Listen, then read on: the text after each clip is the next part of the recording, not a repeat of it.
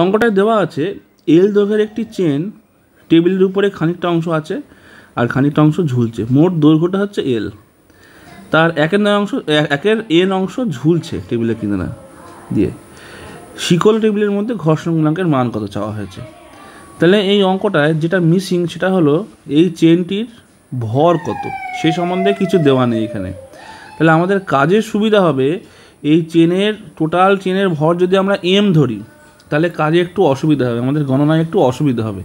তা না করে আমরা এক কাজ করি, আমরা প্রতি একক দৈর্ঘ্যের ভর ধরি এম।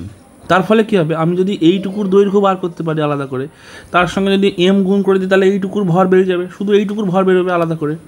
আবার যদি এইটুকুর দৈর্ঘ্য বা কতটুকু বার করতে পারি এখান থেকে এইটুকুর দৈর্ঘ্য, তাহলে তার সঙ্গে যদি আমরা এম গুণ করে দিই তাহলে আমরা শুধু এইটুকুর ভর পাবো।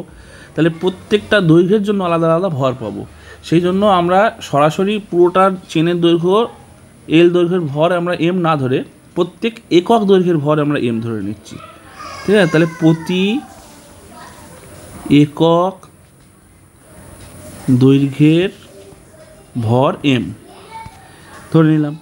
তাহলে এইটুকু লেন্থ কত বলা আছে, 1/n অংশ।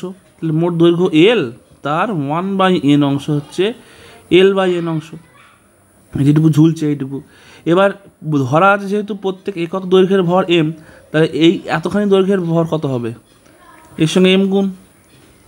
তাহলে যদি এই যে চেনটা ঝুলে আছে যে অংশটুকু, তার উপরে কাজ করছে হচ্ছে ওজন, পৃথিবীর ওজন পৃথিবী যে বল দ্বারা আকর্ষণ করছে সেই ওজনটা নিচের দিকে কাজ করছে, এবং এর ভ্যালুটা হবে কত, এইটুকু অংশের ভর তার সঙ্গে পৃথিবীর অভিকর্ষীয় ত্বরণ জি গুণ, তার মানে L/mg/n। আবার বাদবাকিটুকু চেনের দৈর্ঘ্য কত, টোটাল চেন যদি এল হয় তাহলে বাদবাকিটুকু চেনের দৈর্ঘ্য হবে L - L/n, কারণ এইটুকুর দৈর্ঘ্য হচ্ছে L/n, আগে আমরা বার করে নিলাম। তাহলে এইটুকু অংশের ভর কত হবে, একক দৈর্ঘ্যের ভর যদি এম হয় তাহলে এর সঙ্গে এম গুণ করে দিলাম। উপরে যেটুকু অংশ আছে এটা একটা ঘর্ষণ বল, টেবিলের সঙ্গে একটা ঘর্ষণ বল কাজ করছে, যার ফলে এটা চেনটা নিচে গড়িয়ে পড়ছে না।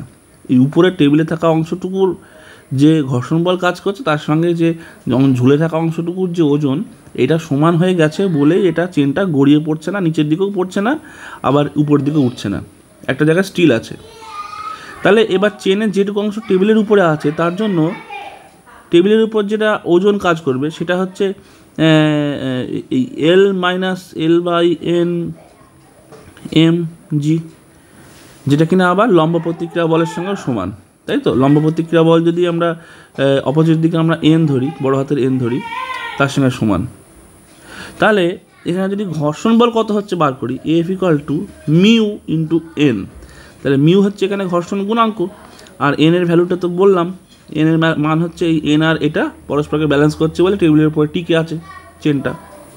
তাহলে L - L/n mg, এটা হচ্ছে ঘর্ষণ বলের মান, যা কিনা সরাসরি সমান হচ্ছে এর সঙ্গে, যেটা কিনা ওজন, যেটুকু ঝুলে থাকা অংশ তার ওজনের সঙ্গে সমান। তাহলে আমরা এখানে আলাদা করে μ × L - L/n mg এর সঙ্গে সমান করলাম হচ্ছে L/mg/n। mg কাটলাম, এখানে যদি আমরা L কমন নিই, মিউ L কমন নিলে থাকছে হচ্ছে 1 - 1/n = L/n। L কেটে গেল দূরের থেকে, তাহলে মিউ মিউ এখানে লসাগু n করি, তাহলে n - 1 সমান এখানেও 1/n, তাহলে n কেটে গেল, তাহলে মিউ হবে হচ্ছে দাঁড়াবে ওটা 1/n - 1। এটা হচ্ছে আমাদের ঘর্ষণ গুণাঙ্কের মান। তাহলে অপশান বি হবে সঠিক উত্তর।